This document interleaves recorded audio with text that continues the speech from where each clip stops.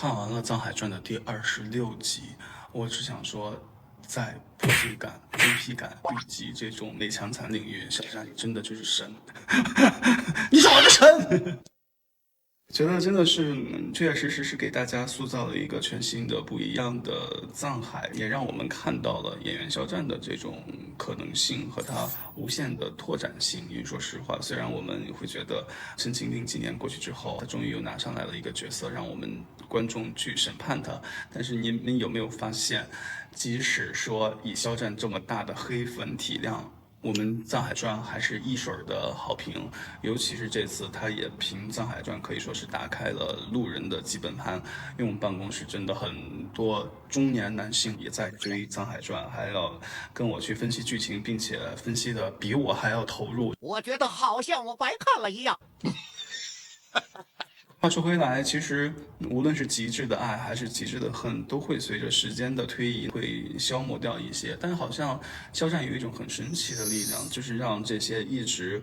爱他的人丝毫没有减去热情。当然，这个过程中很多人说脱粉了，很多人觉得之前的作品不达预期，找不到这种粉一个 top 的这种荣耀感。但是话又说回来了，如果你粉的只是一份荣耀感，那你赶紧的离他远的。因为随着《藏海传》这次的大获成功，目前为止的市场反馈以及业内评价，还有更多观众的这种自来水，可以说真的是作品还是一个演员去打磨自己、去延长自己职业生涯的不二选择。谈肖战已经都好几年了，但是好像他自己似乎一直都没有变，一直是那么儒雅的，那么得体的，那么淡淡的站在那里，只管低头走自己的路。待会儿我们的配音老师一定要给我配上《青春大概你远》。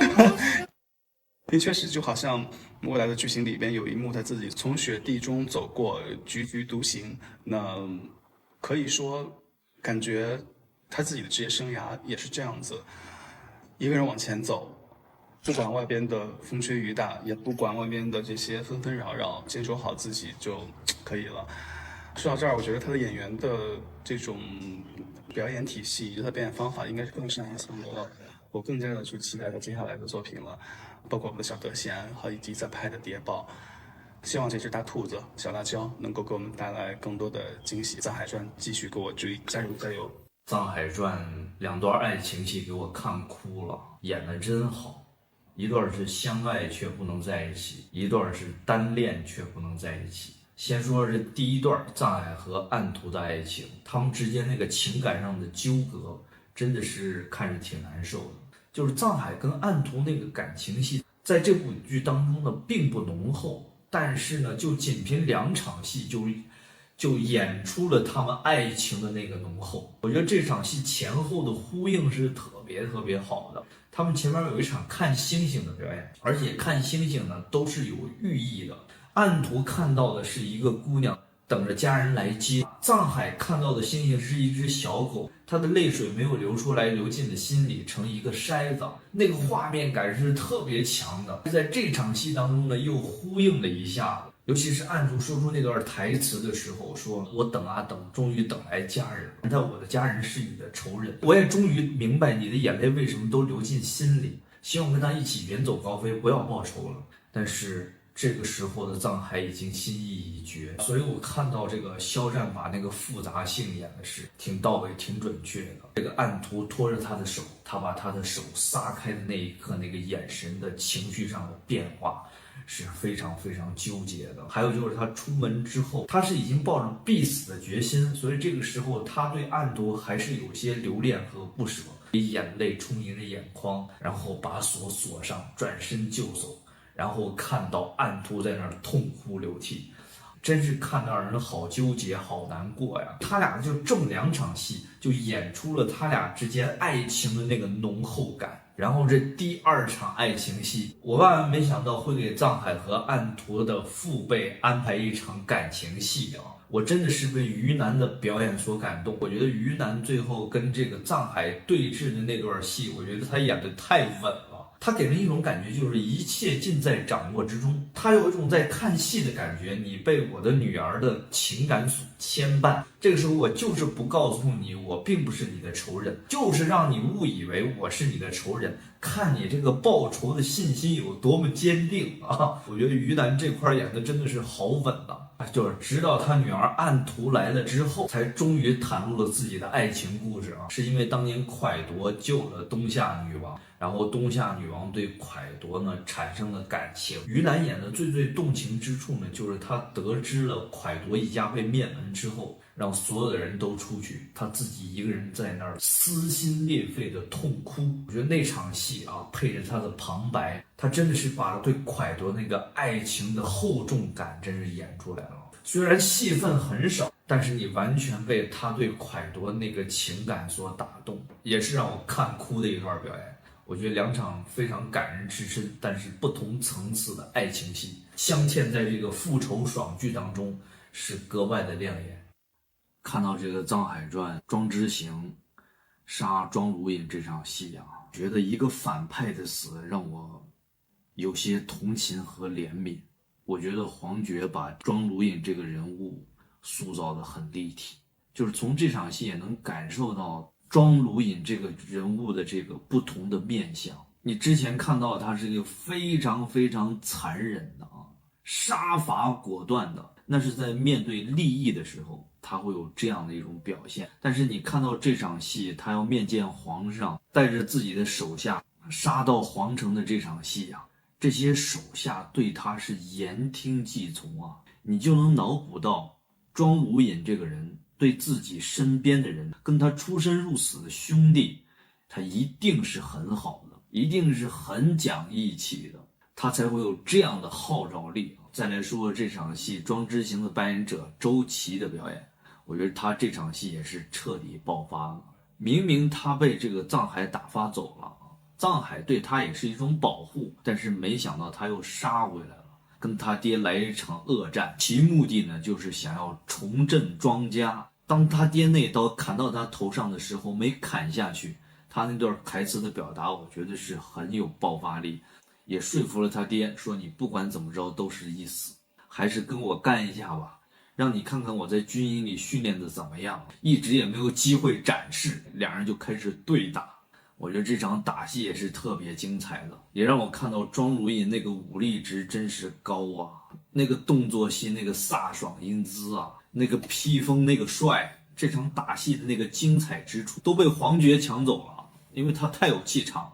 最让我感动的一个点就是拿着他儿子的剑刺死了自己那一刻，我觉得是挺悲壮的一个表演。在奄奄一息之际对儿子说，记住你说的话，重振庄家。向后一倒死了，死的都是那么的壮烈。这个时候给了很多藏海的镜头，藏海也是特别担心庄之行会被他爹砍死。当他看到庄之行杀死庄如隐的那一刻，他其实并没有一种复仇的快感，他其实很难过。他的难过之处就是在于他觉得他的这个复仇毁了庄之行，他用仇恨毁了他。但是我看下来的感觉并不觉得毁了他，我觉得藏海是拯救了一个少年。你像庄之行之前过的是什么样的生活？吃喝嫖赌的生活。藏海呢巧妙地利用了他娘的死，让他背负仇恨来对付他爹。从此之后，庄之行也开始积极向上了，开始努力学习习武，让自己变得越来越强，起码他没有一直在堕落。所以我觉得藏海是拯救了他，并不是像他说的毁了他。而且这场戏这三个人，藏海、庄如隐、庄之行三个人物也展现出了不同的侧面。哎呀，藏海和平津侯牢狱的这场对峙，这场戏精彩，太精彩，看得真是过瘾呐！看完之后就会有一种报仇的爽感啊，虽然不是刀光剑影，但是也有一种手刃仇人的这种快感。我觉得这场戏肖战和黄觉演的真是非常好的，表演上的变化非常丰富。平津侯一开始还特别从容的喝酒吃菜，觉得自己还能出去。藏海呢就直接跟他摊牌了，我是蒯夺的儿子，你以为想让你死的只有曹公公吗？平津侯听到他是蒯夺的儿子，还是非常惊讶的，然后马上有个情绪变化，说我这一生杀过太多的蝼蚁。这句话说完，臧海就特别愤怒的盯着平津侯，这肖战那个眼神是非常犀利的，说你得到魁喜的办法有很多，为什么非要灭我全家？你就不怕因果报应吗？平津侯听完这话，狂妄的大笑，说我这一生杀过的人太多，我从来不相信因果报应。这时候的平津侯非常从容的开始嘲笑臧海，说你还是太年轻，你以为你就赢了吗？我一定能从这个牢狱里出去的。平津侯刚嘲笑完臧海，臧海也开始嘲笑他，然后非常从容的又坐下了，对平津侯说，你出不去了，皇上早已对你有所忌惮，他会想个办法找个手来杀了你的，为了给所有你的余党交代，再把这只手砍掉。哎呀，这话一说完，把平津侯又是一惊，但是他马上就想到了应对的办法，说曹进贤也是你的仇人，我会把实情告诉曹进贤。就是这个时候他已经是狗急跳墙了，想了一个特别傻的办法。臧海把他的每一条路都给堵死了，你要是能过了这一关，我怎么会在这个时候袒露实情呢？曹进贤也得是像你一样走投无路了，我才会袒露实情。